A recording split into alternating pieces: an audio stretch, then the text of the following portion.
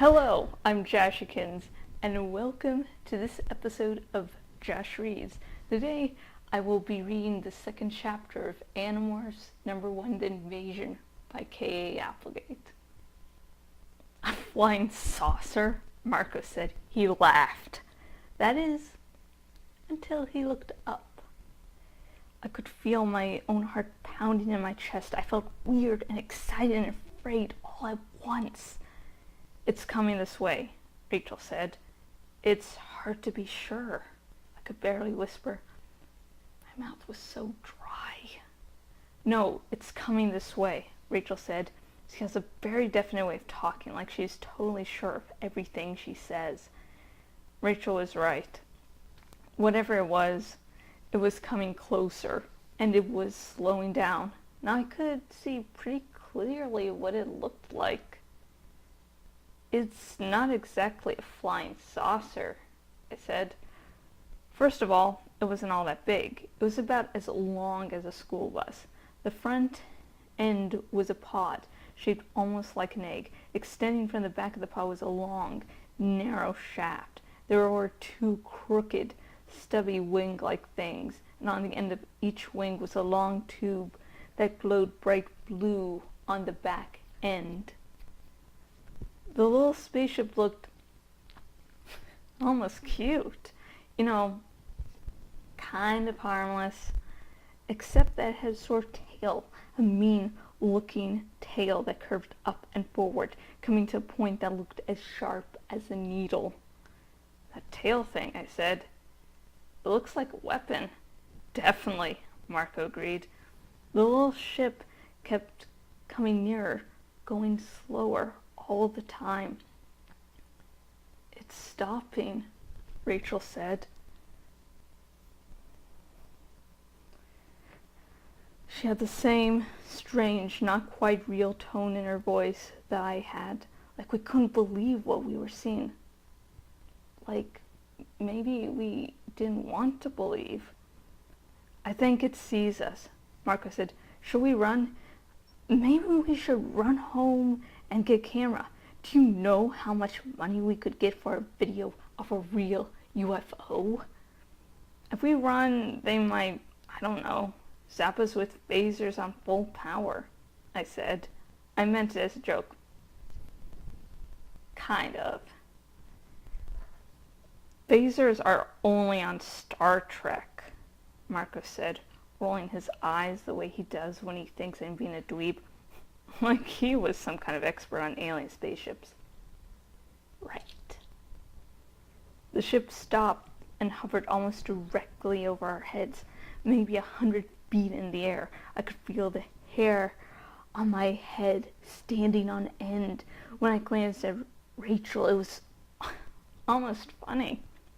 She has this long blonde hair and it was sticking straight out in every direction. Only Cassie looked normal. What do you think it is? Marco asked. He sounded a little shakier, not so laid back now that the thing was so close. To be honest, I was a little scared too. A little scared, as in so terrified I couldn't move. But at the same time, it was all cool beyond any coolness ever. I mean, it was a spaceship right there over my head. Tobias was actually grinning. But that's Tobias for you. He's never scared of weird stuff. It's the normal stuff he can't stand.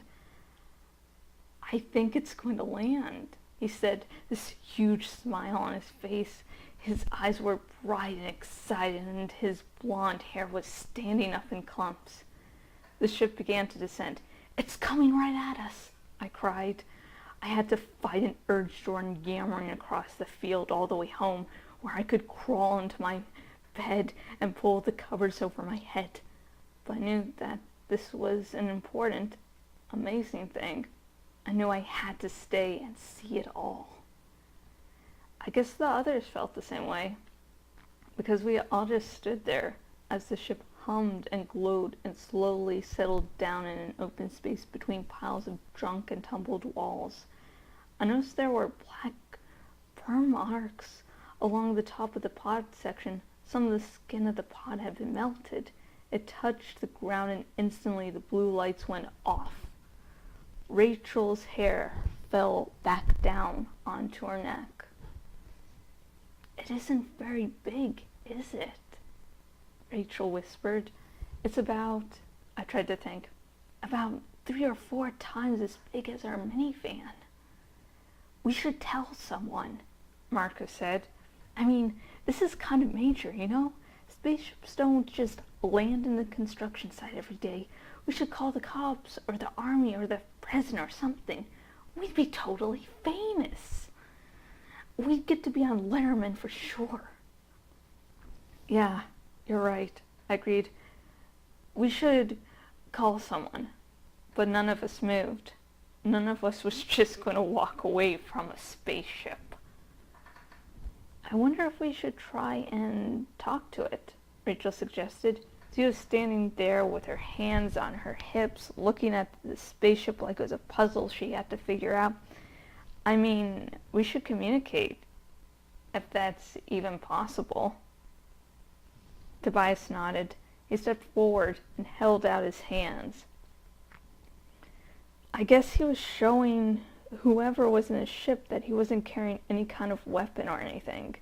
"It's safe," he said in a loud, clear voice. "We won't hurt you." "Do you think they speak English?" I wondered. "Well, everyone speaks English on Star Trek," Cassie said with a nervous laugh. Tobias tried again. "Please come out. We won't hurt you." "I know."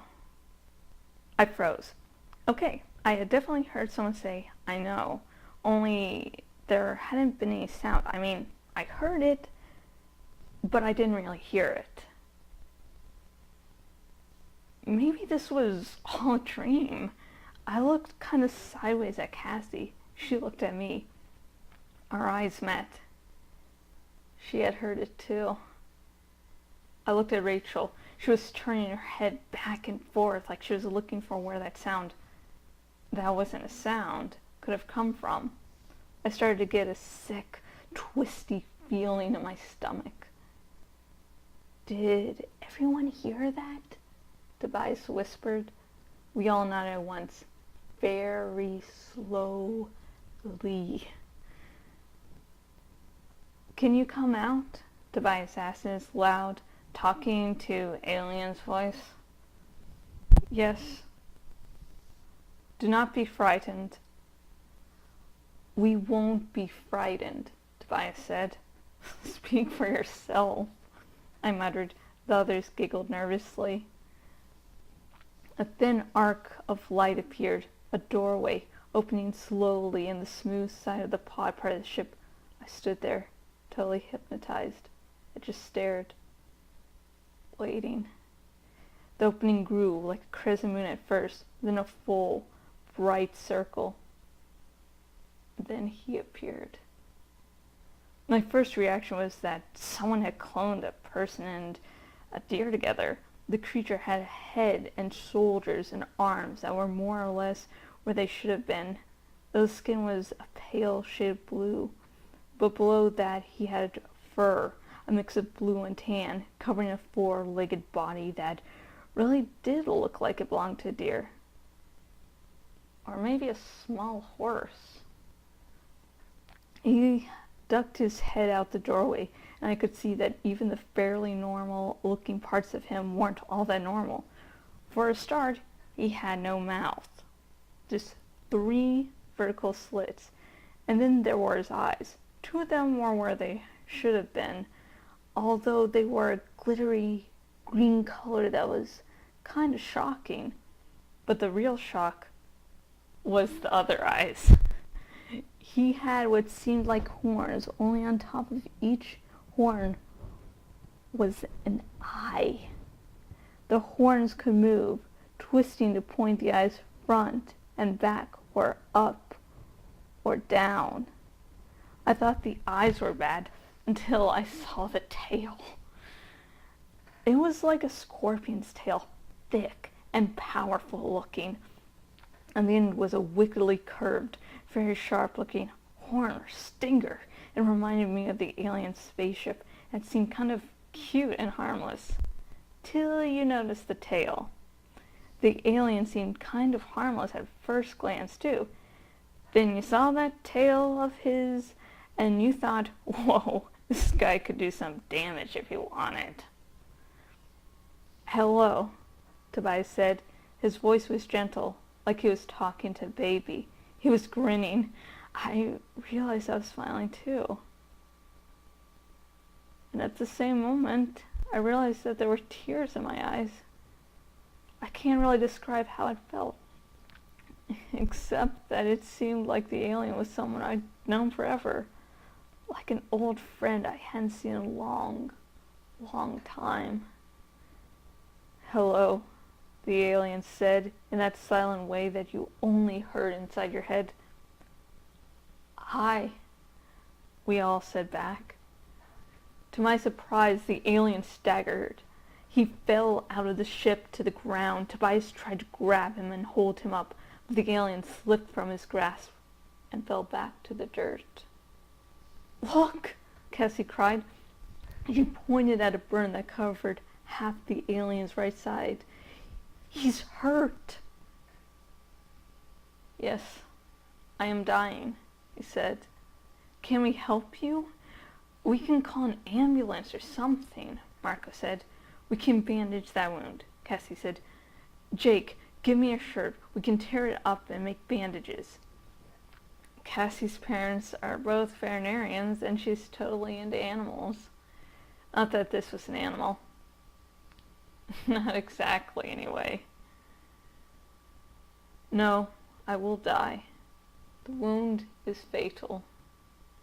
No, I cried. You can't die. You're the first alien ever to come to Earth. You can't die. I don't know why I was so upset. I just knew that way deep down inside. It hurt me to think of him dying. I am not the first. There are many, many others. Other aliens? Like you? Tobias demanded. The alien shook his big head slowly, side to side. Not like me. Then cried out in pain, a silent sound that echoed horribly inside my mind. For a moment, I had actually felt him dying. Not like me, he repeated.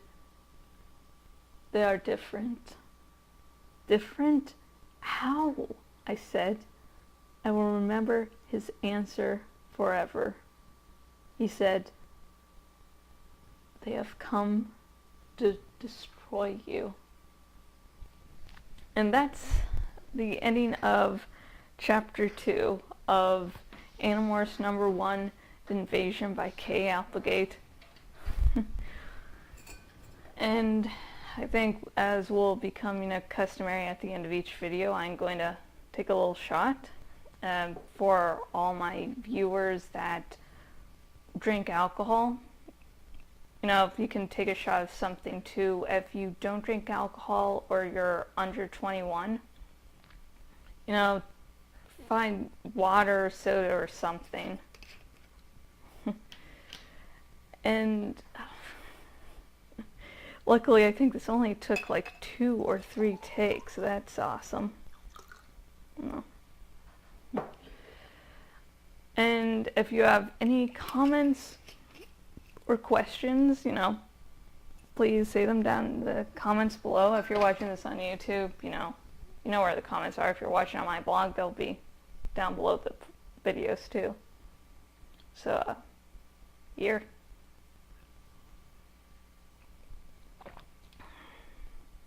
I can't clearly tell how far up I'm filling this thing.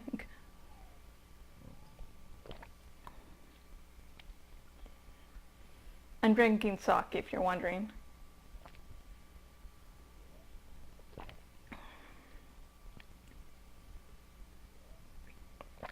Okay, it's empty. And until next video, goodbye.